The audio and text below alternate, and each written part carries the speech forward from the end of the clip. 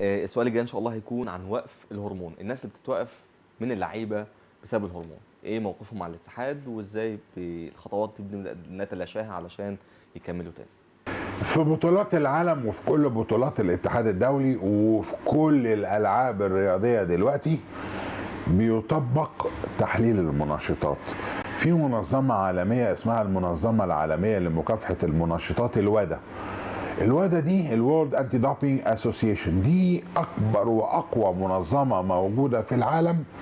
شغلتها محاربه المنشطات، ماضيه مع كل المظلات العالميه، ماضيه مع كل الاتحادات الدوليه، ماضيه مع كل الدول. يستطيع ان هو واحنا قاعدين دلوقتي لو في لاعب يجوا علينا فجاه ويقول لك حلل اللاعب.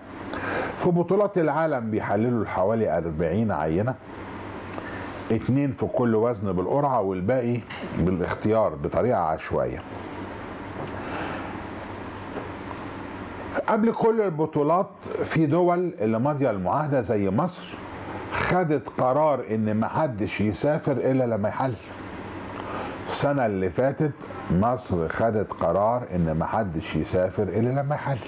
بالتالي انا قعدت مع منتخب مصر الكبير بالكامل، قلت لهم اللي مش نضيف ما يحللش، ما يسافرش، اللي نضيف بس هو اللي يسافر.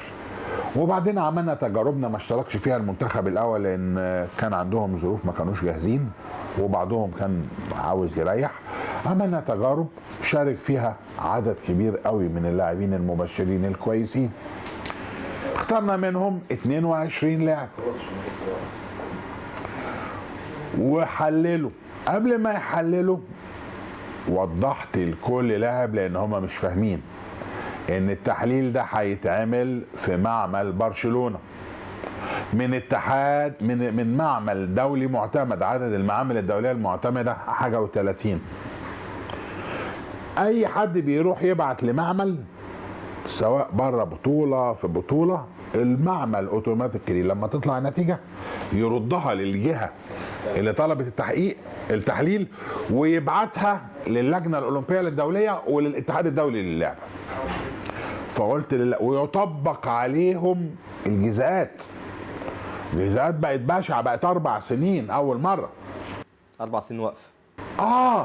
عشان يقولوا للعيبة ما فيش رحمة في الأمر دهوت، عشان فعلا المنشطات دي هي قاتلة. فاللعيبة ال 22 حللوا، نبهت عليهم، صورتهم فيديو زي ما انتوا كده بتصوروني فيديو. قلت لهم في الفيديو انا بصوركم فيديو عشان الدنيا وعشان التاريخ. اللي مش جاهز انا بقول لكم ما يروحش يحلل، مع ان ده ضد القانون. انا بعت اساميهم. اللي مش جاهز ما يروحش يحلل، لان لو حلل وطلع ايجابي هيتوقف 4 سنين.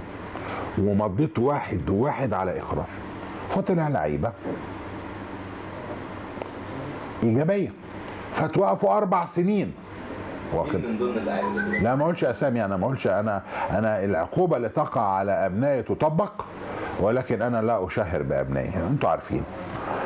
فاللعيبه اللي اتوقفت هي كلها اولاد حلوين وكلهم محترمين ومؤدبين، لكن يا عيني موجوعين وانا موجوع لهم.